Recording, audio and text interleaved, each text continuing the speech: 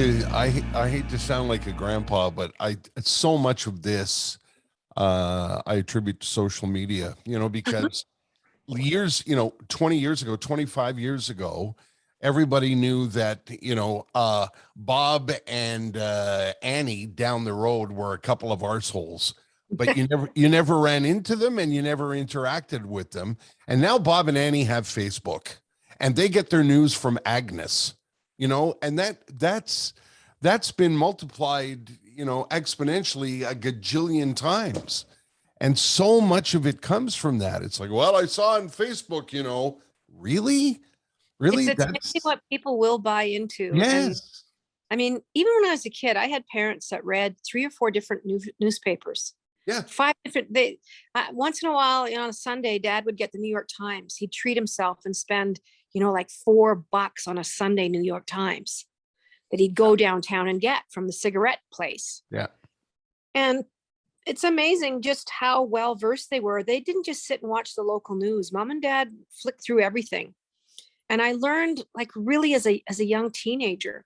And Dad would say, you don't just get your news from one place. No.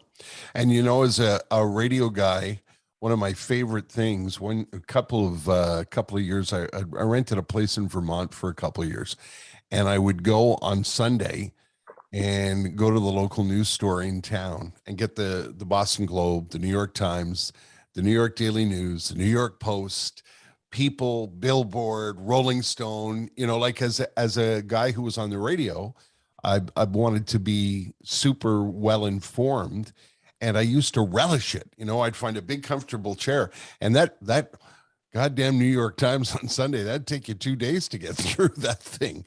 And it was enriching. It was good for the soul. Very much so. But we've learned just to see these things come up, and what has revealed itself to us in the last few months with the whistleblowers at Facebook and Twitter, and their algorithms and how they're affecting people and how they're getting people to click on it, the advertising revenue, which we all knew anyway. It was always a monetary question of, God forbid they should go without an extra $6 or $7 billion every year, to actually be factual. I had a post removed yesterday off of my Instagram, and I've been mad about it. What? Well, I put a dog up. A friend of mine needs to rehome a dog. Yeah, Max. Yeah, Max. Yeah. So it's a long story, and it's very heartbreaking to rehome a dog. But the neighbors phoned. There was a little incident with Max nipping another dog. Didn't do any harm. If he wanted to hurt that little dog, could have torn it to pieces, but he didn't. He nipped it and he scared the kid and grabbed a pant leg, and the parents freaked out and they phoned the authorities. And so they literally gave them a 10-day, you need to have the dog put down. And I think they're overwhelmed with animal welfare stuff. I'm not going to say that, they get these calls and they're overwhelmed. They don't do their due diligence. So it's up to the family. So anyway, that's why he was up there. Not that he's a bad guy, he's a year old. But anyway, I put that up and I basically said, listen, this dog needs a home. This is what happened. He's kind of scared of kids. He's a little aggressive with other dogs. And, if he's not adopted out, they might have to euthanize him. Well, they took it down, said it was against their policies. And I thought, really? You guys are going to take down this post? I don't know. I mean, I see all kinds of horrific animal welfare stuff on there that, people are trying to show the world what goes on in industrial animal farming. But anyway, I was just like, wow, they took it down. And I was really trying to figure out why. And then I had friends telling me, Instagram, I retweeted or reposted you, and they took us down as well. So it really does make you wonder when you see absolute false information about vaccines, what it does to you, statistics, and it just gets left up. I was just gonna use you as an example of somebody who's put social media to good use. I was just about to talk about, horseshit and all the animal welfare stuff that you're constantly referring to. To me, you use social media in the most positive way. I saw this story about Max. I was going to ask you about it. He got a home. I was excited about that. Max this week will be going with an adult woman who lives in Newfoundland who lost her dog 3 years ago. Oh, that's so She's been sweet. she's been in a holding pattern, not wanting to get another dog, giving it some serious thought, knowing it's a big commitment. We vetted people very carefully. It wasn't like we were going to sell it on Kijiji for someone who was doing, Satan worshiping. Yeah, no. I had a lot of people admonishing me, you shouldn't put dogs for sale on the internet. And I'm like, what part of my post said this dog was for sale? But this is what people do. They Yeah. don't read anything. They're just reactionary. Yeah, this is the other thing I was going to mention is you put a picture and a little story, and then people say, like you post something and say they read one word and then they comment on it. And I'm always having to say, you didn't read the post, did you? You looked at the picture and, like you say, reacted, and you didn't read the post. Yeah. It's frustrating, but I really, like you said, Terry, there's so many great things about social media. Twitter's my bitch. I'm in trouble on there a lot. I say things, but I'm the first person to stick my hand in the air and apologize and backpedal. Yeah. I'm the first person to say, I shouldn't have done that. I think I know that I've offended a lot of Indigenous people. And, I'm the first person to stick my hand in the air, but then my apology is crucified because, they'll say, well, you just didn't seem sincere. I know that's great that you're, and I don't even care about that. No. I do it because I'll tell you what, you're not going to please all the people all the time. No, and I love the way I describe your position is you've mistaken me for someone who gives a shit about what you think. The people who come after you, I'm the same way. The people who come after me, you've, especially now that I'm untethered from a corporation. Yes. I'm quick to say to people, I'm sorry, you've mistaken me for someone who cares about what you think that I think. You know what I mean? And you know what it is too, Terry? You've mistaken my kindness for weakness. Yes. Yeah. And it's just not true. Like I'm a fairly passive person. I'm not confrontational. I'm a problem solver, if anything. I like working with people. I've collaborated in art my whole life. And I've not been really part of a corporate structure or worked in an office that can be petty or whatever. So I have to really be pushed to the edge in order to bite back. Yeah. I really relate because you'll probably relate to this. This is why artists need managers. Over the years, people, especially in boardrooms, mistook my easygoing nature and my empathy or kindness for weakness. And it would cause me, when I figured out that somebody was doing that to me, it would make me lash out because, as you well know, people in positions of power try and take advantage of that. So I really relate to what you're saying. Absolutely. But once you establish that, he might just be sitting there kind of taking this in, but don't fuck with that guy. Yeah. And I think you are incredibly well respected. I mean, anyone I've ever spoken to. Oh, thank you. Just the place in their heart that you hold it's a pretty great legacy, Terry, to thanks, Jan. to have that. Because, there's a lot of people that work somewhere for 30 years and they're like, thank God that prick's gone. Yeah. So, and on the contrary, it's so great to be missed and to have people go, boy, that is going to be a huge void to fill. Yeah, it is. But I do enjoy, like you said about the horse shit stuff. It's basically, we wanted to do that to capture people's imaginations and certainly their attention, with a little bit of tongue in cheek. And it's about the export of large animals, horses that you cram into crates and fly to Japan. Listen, so many people were unaware of this, Jan, before you got on board, including myself. You're surrounded by, out in Alberta where you are, you're surrounded by horses and farms and animals. As I was in Calgary, I never knew that was going on in the dark of night. They were doing that and transporting animals. They're still doing it. How did you find out about it? I had worked with wild horses about a decade ago. I went up in a little Cessna when they were doing a wild horse count. The Alberta government, of course, culled horses because they thought they were a nuisance to the environment. Okay, insert laugh here. But it was because they figured the forestry guys didn't like them. The petroleum guys didn't like them. The farmers didn't like them because they were eating food that their cattle were grazing on. So it was just a bunch of shit. It was a bunch of horse shit. Yeah. So they'd round these poor horses up and they'd go to a Bovary slaughterhouse here and they would just kill them. And I don't know what they went into. I don't know if wild horses can even be used for human consumption, although I'm sure they do. Guidelines are not followed. Rarely. The government doesn't have the manpower. They just can't do the kinds of checks that they should be doing. Bovary's been caught many, many times slaughtering horses, using them for human food when they shouldn't be. So it's not that Westerners eat a lot of horse. They really don't eat a lot of horse in Canada. They do a little bit in Quebec, but that's also dying out with the older people dying out with that because it's a French thing. Yep.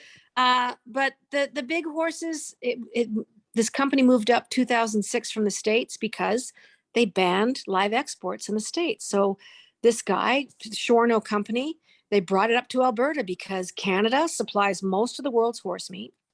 They do it quietly. You're right. Those flights go out at 4:00 in the morning. And these poor horses, they're purpose bred. So people are like, where are they getting the horses from? Just, they're bred there. They're no veterinary care. They're dropped into a foot of shit and piss. Oh God. These colts.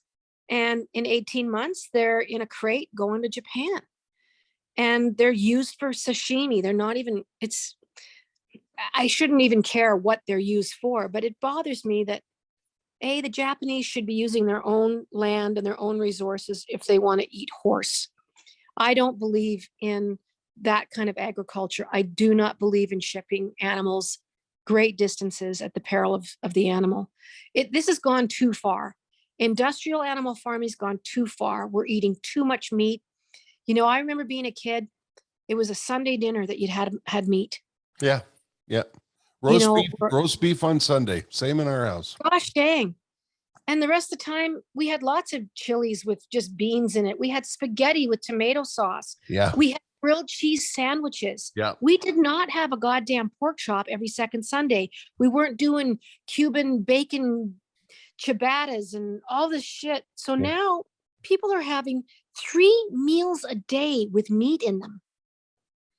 So it's in the United States, and this is a statistic from last year, 1 million animals are consumed an hour. I saw that on your Twitter account. It's a legitimate, it's eye popping. Yeah, it is. It's beyond. So that's the thing. Yes, industrial farming, it's gone too far, but we have to peel this back. We have to figure out a way of saving the planet. We're not doing the planet any favors. Yes, for me, it's very much about cruelty, but it's very much about, I do want people to be standing in a forest 100 years from now. Terry, I don't think it's going to happen. Yeah.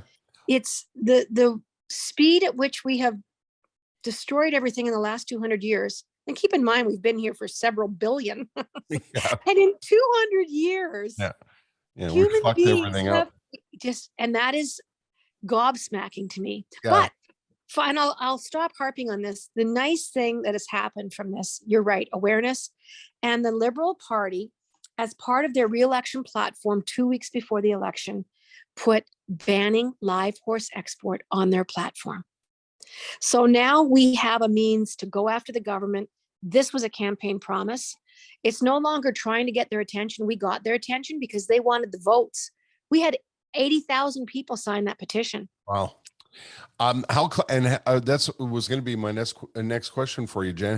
How close do you think you are to finally bringing the pressure to bear and putting an end to it?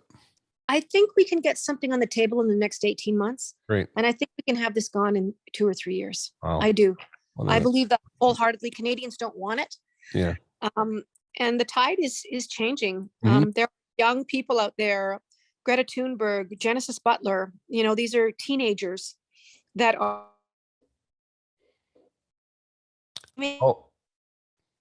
an absolute running. And further to that, they're inspiring hundreds of millions of people to check what's on their plate, to take a moment to think about sharing a drive, to take a moment about, not letting the water run when they're brushing their teeth. These little things are massive when you're dealing with 6 or 7 billion people. Yeah. Just to shut the water off when you're brushing your teeth. Well, it's funny you say that, because that my young wife, when we got together, because I came from the generation of, you didn't think about that, right? I'm in my Mhm. 60s. Yeah. My dad shaved and the water ran, and Yeah. Me too. you brushed your teeth and you were like, "What's that? I can't hear you." And the water was running, Yeah. and my wife said to me, "Shut the goddamn water off. Look at all the water you're wasting." And it's part of it is education, like what you're Yep. doing with horse shit, what my wife is doing with me by elbowing me. And you make a great point. I remember when I was a kid, when the money ran out at the end of the week, and it did often in my house, we'd have beans on toast, and my mom would say, "We're celebrating our British heritage." Yeah. And as kids, we thought, like you say, Sunday was Sunday you splurged, and you had Well, meat. the difference it Yeah. makes is so I never, mind-boggling. I never thought about it that way, but Yeah. when I think back to my childhood, you're right. It Alexa, stop. It just is amazing to me what young people are doing. Yeah, yeah. And Greta Thunberg has been the brunt of so much ire from these, Trump and all these guys that are just like, they just want her gone. They don't want anyone interfering with how much money they're going to make. I mean, Jason Kenney, for Christ's sakes, was trying to get coal back up and running here in Alberta, and taking down mountains, and people had a shitstorm because basically they're like, you need to understand, if you're going to have open pit coal mining, you're not going to hike there. Yeah. And there's going to be so much waste and so much water used to get that out of the ground. Yeah. There's a water issue globally. Water is an issue in Calgary now. Yeah. Yeah. And you're in an interesting spot, Jann. You're in the land of oil and honey, living in Alberta, and you're a proud Albertan and trying to bring the message to the masses. I am a proud Albertan, but unfortunately our province is being run by a lunatic. Yes. Which everybody knows now, thank God. But what's happening now in is it Glasgow that they're doing? Yeah, they're up in the big climate change symposium, and they're putting Alberta to task. We are behind the world in emission targets. We're behind the world in how we are getting natural gas and oil out of the ground. If you think about the Athabasca tar sands, and they'll say it's oil sands. Well, when I was a kid, they were called the tar sands, and some genius marketing guy came in, fuck, you can't call it tar sands. And you know what? Most of my family has been in petroleum on and off over the last 30 or 40 years. Right. They've all worked in that industry. My little brother works in that industry. And I'm not going to sit here and tell you that, petroleum's not going to go away. It's in most of the stuff we use in our house. Everybody drives a car. Electric cars are probably another 10 or 15 years away from the general population being able to drive one.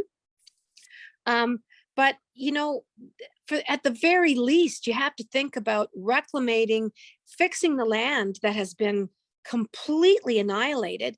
Every time the space station goes around, they talk about being able to see those projects since the 60s of what they've done to Northern Alberta.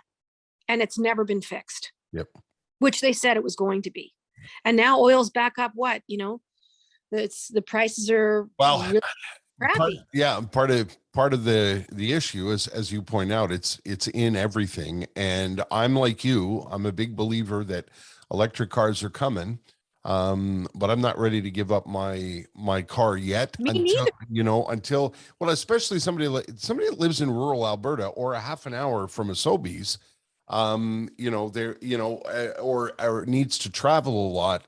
I'm going to wait until the battery thing gets sort of organized and the charging station gets organized. Like in Quebec, they're way ahead of the curve with charging stations and giving breaks to electric cars and whatnot.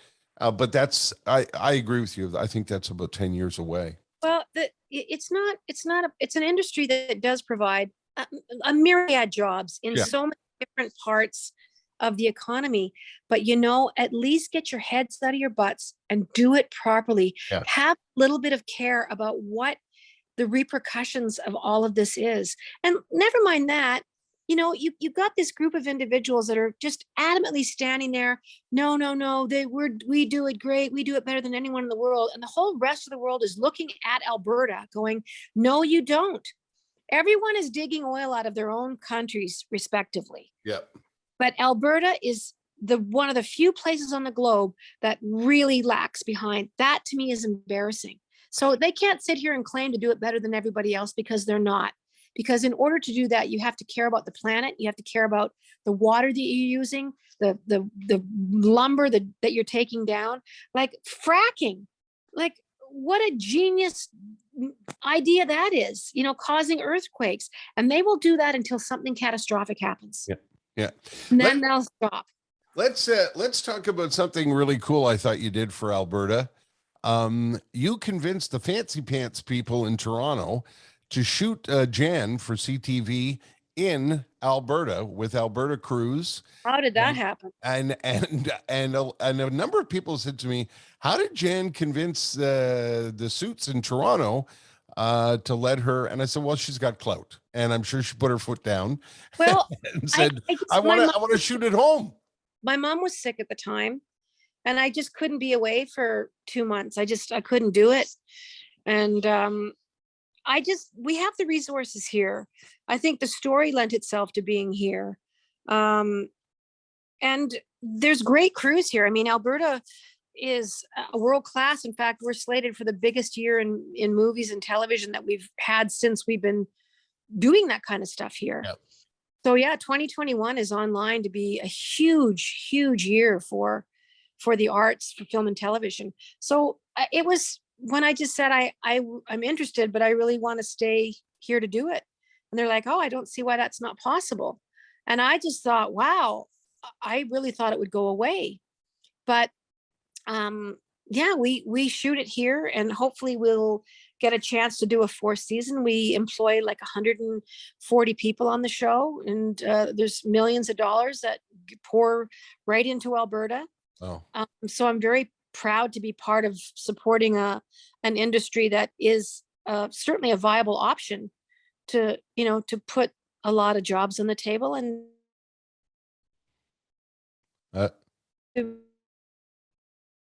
this economy success of cattle oil. What have you learned? Because I know you've written episodes, and you've done a lot of acting now. What have you learned between the first couple of shows you shot and the last couple of shows you shot? Well, I don't think I'm getting any better at it. It's really hard to memorize. Like, I swear to God, I'm learning like 15 pages of dialogue every day because it's done so fast. And I have a guy, Tom Carey, who's such a talented, patient man and a wonderful actor. So he works with me all the time, just so that happens. So I don't know. I think I feel a little less daunted from the first episode to, the last episode that we shot. And I think I have a better understanding of who the character is that I'm playing. And I'm really grateful that I'm not her. Because why is that? Well, she just is very short-sighted, and thank God she's got some redeeming qualities. I think the writers do a very good job of making sure that I redeem myself at least once. But yeah, it just makes a lot of mistakes, doesn't really understand how her actions affect other people. So it's pretty damn funny.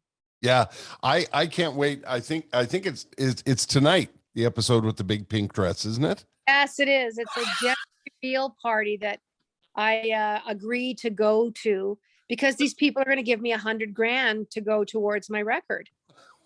And I don't realize, until quite a ways into the evening of what a terrible individuals these people are. And so I actually make some good decisions. So it turns out to be very funny. Well, did you choose the dress, or was that chosen? That was made by Andre, our designer. It was completely made from the ground up, and it took like 3 people to get me into the thing. And once I sat down, it was very difficult to get up again. That dress is worth the price of admission alone. I'm telling you. Yeah, I mean, the things we do for money, right? So I gotta, what I'm concerned about, I hope I don't run out of time here. I don't know about this Zoom thing. I don't know if I get just an hour or whatever, but Jess scheduled it from 11:30 on. Because I want to save a portion of this for my wee Christmas podcast. Let's do it. And the Christmas podcast, every year I used to do this Christmas show. I had you on a couple of times. I think I had you on the year you did your Christmas album. Which by the way, if we're talking about Christmas, that's something that should be in your collection at home, Jann Arden's Christmas. You chose a lot of your favorite Christmas songs, and I wanted to ask you to share some of your Christmas traditions. What was it like when you were a kid in the Arden household? It was always very magical. I mean, I can't remember a more exciting time than Christmas growing up. And my parents, like most parents, you know, in the 60s and early 70s, they probably took a year to pay for Christmas. You know, they'd use their Simpson Sears credit card and get it right up to like $200. But there's always hockey sticks wrapped up and big smiles. Oh, I wonder what that is. Oh, it's hockey stick, I bet. And just those magic carpets that were basically saran wrap with a handle that they'd send you down a hill on that. But for me, I think one of my fondest memories is just my dad being home for the day, smoking his pipe. He'd get up and put the turkey in the oven. He was always the turkey cooker. Oh. So that was always quite unusual. Mom did all the side dishes, but my dad dealt with the turkey. But we were always excited to open our stockings. And my mom sold Avon back in the day, so we always had Avon, crazy Avon stuff in our stockings, and a book of Lifesavers. Oh, those were the best. My sister and I still talk about that, because I don't know about you, but we, after Santa filled the stockings, they went at the foot of the bed because we didn't have a fireplace. But we often, when I was like, I guess maybe 7, 8, 9 years old, you could feel Santa place the filled stocking gently at the end of the bed. And you didn't dare open your eyes, because you knew if you opened your eyes and you saw Santa, you were in trouble. And in that stocking, one of our favorite things was the Lifesavers book. And now they're pathetic. Lifesavers, yes, they are. Hear me. Get your shit together. You need in order to have a book, it needs to open. And you need to put a little care into the cardboard packaging, and you need to have 10 flavors in there. Yes. You need to have wintergreen and the cherry and the variety, all sorts one. You got to have whatever. There were so many great ones that we would trade, the butterscotch and the winter. I was just, they suck now. That's all I'm going to say. But that was a very fond memory. And did you do the stockings before the presents? Did you get to the stockings? The stockings were hung up. We did have a fireplace, and we would open those first. And that was just always the favorite. And my mom always looked tired. And, she had her apron on. And then my grandparents would come through the front door. They were the only people that ever used our front door. Why they even put a front door in our house is beyond me, because no one ever used it. No. Wow. And they'd come in and they'd have all the gifts for us, like about 3:00 in the afternoon, in a laundry basket. And then in the other laundry basket that my grandfather was carrying, there would be 2 pies at the bottom of the laundry basket. She always brought pies, and they were just the best crust and the best. They just were, it was wonderful. And then we just would have dinner, and we'd probably watch Scrooge or something. Every year you'd watch the same damn thing. And then by 6:00, everyone was eating turkey sandwiches in little buns stuffed with, cranberry, and Dad would put fresh onion on them. So I think back to that, and it doesn't even seem real to me. What I wouldn't do to peek my head around a corner as an adult now to look at that family and to look at that scene. I know how you feel. I was saying to my wife last week, I was looking at an old picture, and sometimes I look at an old picture and I close my eyes and I wish I could just walk into the picture for a minute and go back to that era and that time with those people. Yeah, it's hard getting older. It's hard. Yeah. I don't mean getting older. It's a triumph. I'm enjoying it. I don't mind the aches and pains, and it's a privilege to be here. But the responsibility, you just have to broaden your shoulders and accept the weight of what your humanity is, I guess, and the weight of loss, and somehow incorporate it into your happy times. I know my parents would want me to thrive and go forward, and there's lots of memories to create. I really do believe that the best is yet to come, and I feel like I have a purposeful life. But I'm very grateful to have those things rattling around in my head, and thinking about them. I miss them. My parents, I feel like they should have gone a little longer, but that's just not how it worked out. What was on the table, and was the turkey stuffed, and what were the side dishes, and what was it a long sit down, and did you eat like midday like a lot of people on the prairies do, or did you Yeah, I think it's good. That's a very good question. I think it was around 4 o'clock. Mhm. I remember just getting my fingers slapped countless times from pulling pieces off that turkey. My dad was always in there wiggling the leg, but seriously, that turkey was cooked from 8 o'clock in the morning till 3 o'clock in the afternoon. It was cooked, and it was stuffed. Dad would do the stuffing. It was my Mormon grandmother's recipe. It was milk and onions and tons of sage and salt and pepper and a pound of goddamn butter. I just got 2 loaves of stale bread stuffed into that bird, under the skin, under every crevice. And there was always green beans. There was always creamed peas and potatoes. No, creamed peas and carrots, like a flour milk mixture that got thrown. It was, we all ate it. I don't know why they did that to a perfectly good vegetable. Mashed potatoes, like a vat of mashed potatoes. And then always something, Mom would make something that she would try. Well, I thought I'd try something new this year. So it would be like a candied Brussels sprout or some kind of concoction that was sweet potato and rutabaga, and it was mashed up with cornflakes on top of it. I mean, it was just weird stuff. But then there was always so many pies. There was pumpkin pie, and Mom always bought tubs of ice cream from the co-op, like 5-gallon bloody pails of ice cream. There's a legendary in our house. One year my mom strayed. We had the same kind of meal every year, and one year she decided she saw Pierre Berton on TV, and Pierre Berton had a stuffing recipe that she wanted to try. And Pierre was he was a great author, great Canadian, not much of a cook, I don't think. Didn't go over sorry about that. We still talk about it. Do you have a favorite? Was there one year where you had an eye-popping gift where Santa left you something that nearly made you pee your pants? I mean, I feel like I remember getting a little record player, and it was just like, I couldn't believe it. I just couldn't believe that, the speakers came off this record player and that you put records on there. That was mind-boggling to me.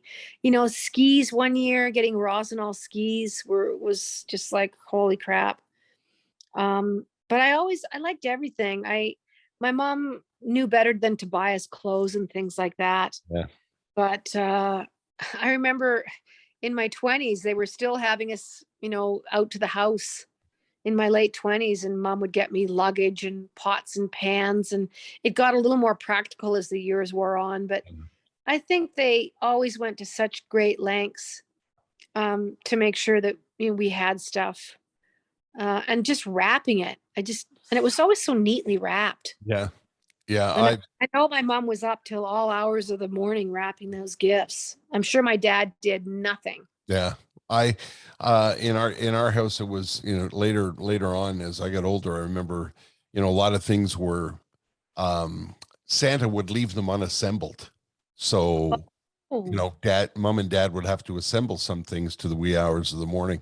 What's What's Christmas now in your house? What do you do? What do you do for the holidays, Dan? Well, it's pretty quiet. The last few years, I normally, back in the day, had quite a big gathering here on the 24th, and just had lots of fun, lots of games, opening stuff, and things like that.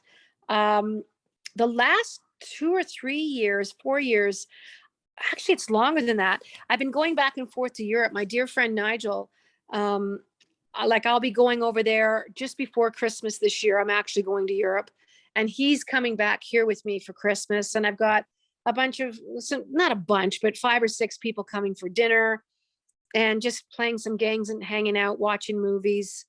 It's such a good excuse to just sit with the fire on and Yeah. read books and really, really seriously not work and not do anything and Yeah. just laugh. Lots of board games. Yeah, a lot of sleeping, and for me, just a lot of sleeping, not thinking, and gratitude. I'm awash in gratitude Yeah. during the holidays. I Yeah, don't know me why. too. Yeah, Lots of walks down the road, just bundling up, and the birds are, up before me. The deer are here. Everybody wants to have bird seeds and, crappy old peanuts chucked out there for them. So that's always, it's fun for everybody. But honest to God, there can be, 5 people sitting here staring at a fire yeah, for 4 hours, and nobody really says anything except what can we eat? yeah. What's in the fridge? Yeah. I know the answer to this, but people ask me all the time anyway about musicians, and I said, no, I don't think so. Nobody says to you, "Oh, Jan, get the guitar and sing some Christmas songs, will you?" No, God, I don't have one single friend that would ever say that to me. No, so there's no sing-alongs around in No, front of the fire. there's always Christmas music going. Yeah. I Do you have a usually, favorite? I'm a rollback. About 2 weeks ago, I was in Vancouver and I went to Langley, Fort Langley, and I ended up in this antique store and they had all these LPs. I know. Some of them were yeah, you might even know which. I do. I know the store. You need 40 years to walk through there. Yeah.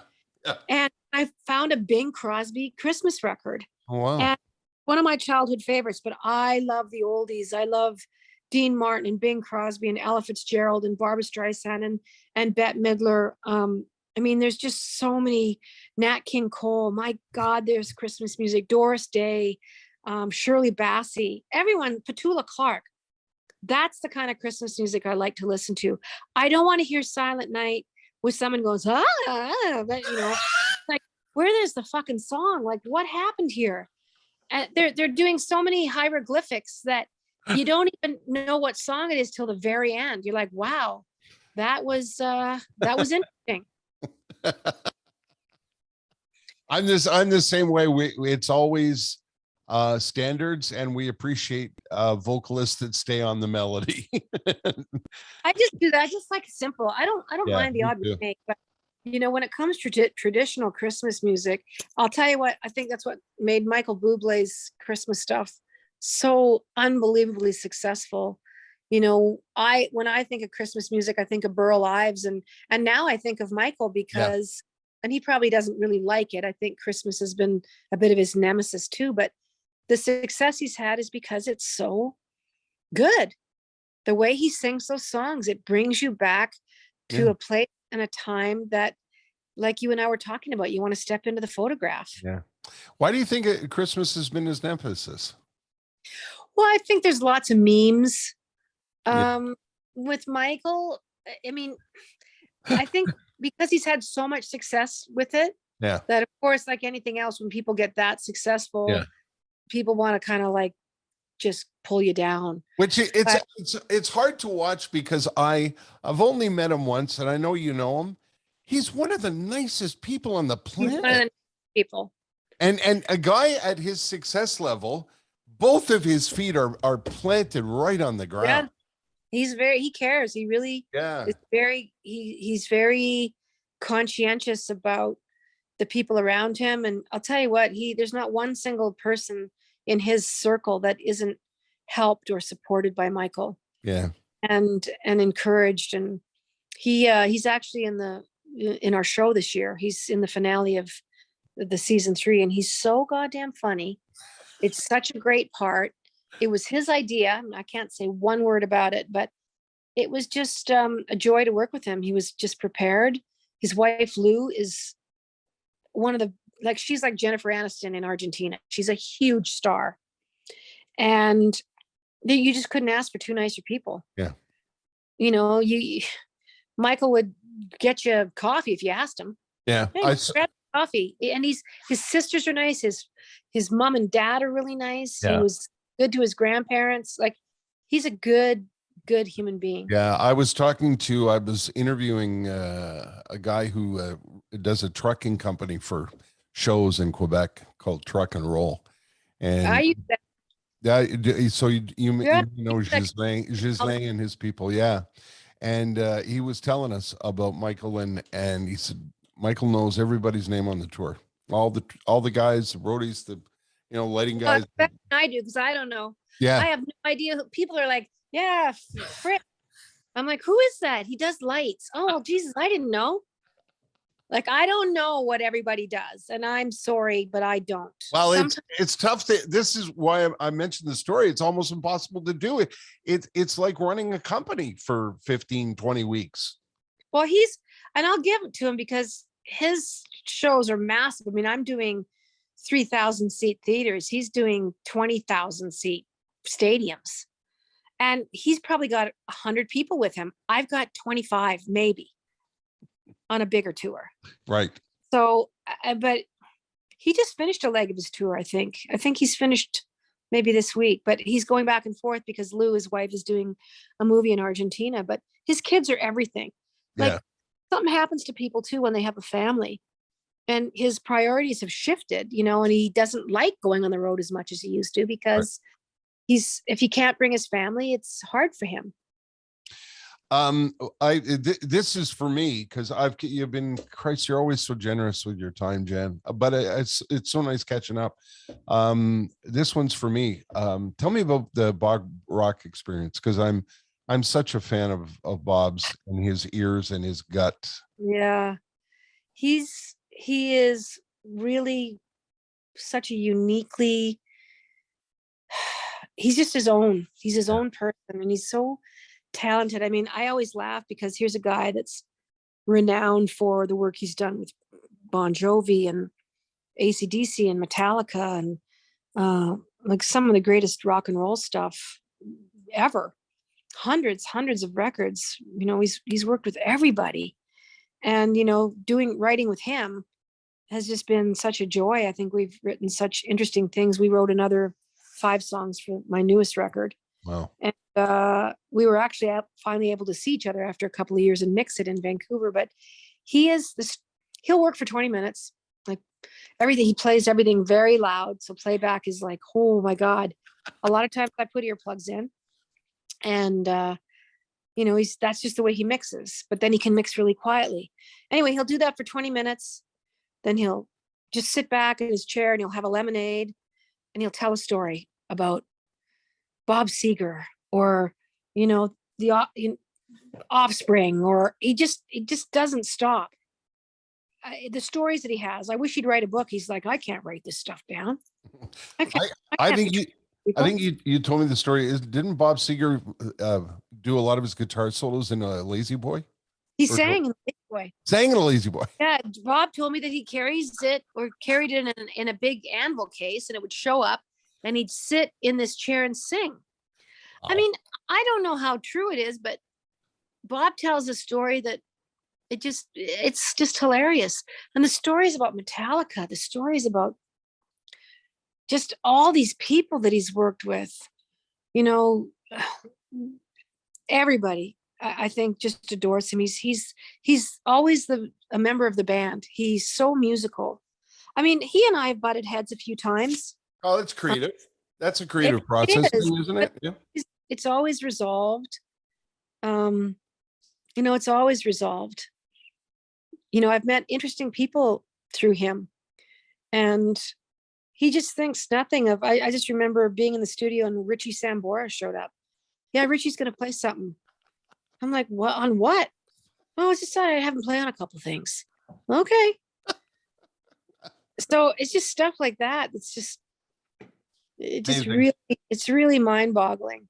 But the stuff he's done with Michael, the stuff he's done with Brian, and he's a very gifted writer. You know, he's a killer producer, but man, he can write a song. He's Yeah, so, and a great arranger, eh, Jan? yes, Really arrange, he's such a put the good problem parts together. solver. Yeah, Yeah, yeah. I'm lucky to work with him. Yeah. Do you send Christmas cards? No, No, me neither. whenever I get them from people, I'm like, ah, Yeah, I know you go shit. that Christmas card, Yeah. but I don't. Hey, Merry Christmas, Jann Arden. Merry Christmas, Terry. I don't open your eyes if you feel the stocking hung at the end of your bed. Don't open them. Look for the Lifesavers book. I'm gonna lifesavers. I'm telling you, if you're Get on listening, it. Get on it. Christ, you've been on the phone with me for 45 minutes, like an old couple. God love you, Jann Arden. Thanks. we haven't talked for a while. Yeah, I know. But I always, I don't like to intrude on your, you know, your, You're not intruding on me. yeah. I hope one of these days you and me and Jess can have a nice dinner somewhere and